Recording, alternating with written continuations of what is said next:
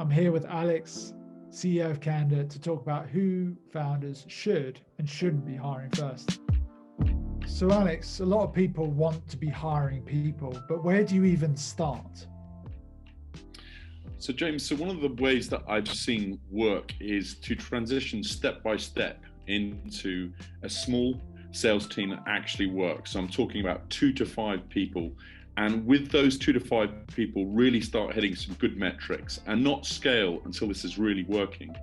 So a lot of founders understand that founder-led sales works at the beginning. They're the ones who really understand their product, their vertical really well. But they tend to get dragged into every part of the sale, and that gets tiring, and they want to be actually doing other things.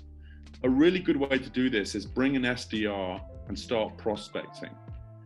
So when building upon that early sales team, like you said, maybe 2 to 5 people led by an SDR, how do you know if you're VP ready? Yeah, so James, it's a really tough one because I think the founders will be under a lot of pressure from investors and advisors to actually, they will want to hire that VP as early as possible, because the advice will be that person will fix this and you'll start scaling your sales. And I think there's a danger to go too early. I think when you have 1 to 3 SDRs, maybe 2 to 4 AEs hitting really good weekly numbers, I think you're ready to scale. For many, they think that bringing in the VP in and let them build the team. The misunderstanding is you hire them and they will build out that sales function and it will just work perfectly.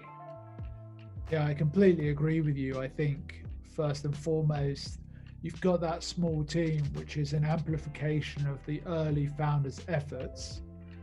And once you've got that team and that bandwidth in order to expand, then you really need kind of 3 key processes to be nailed. You need first a really good lead gen process that is obviously supported, like you said, by your SDRs.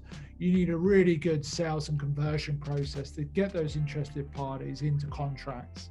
Then finally, you need a really good nurture and growth strategy for those existing customers, and also even those prospects as well for long-term nurture.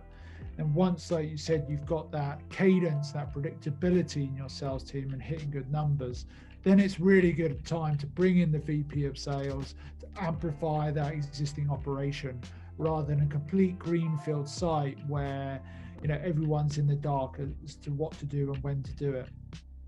So what alternatives do you have at your disposal? Yeah, you've got quite a few alternatives. The first is you've got to decide whether you're kind of insourcing that capability or outsourcing it. What we see is at the pre-seed level, it's quite tactical and often experimental outsourcing. At seed and Series A, you really want to be building that internal capability. So you're definitely insourcing there with maybe external help to increase the capability and the talent levels of that existing team.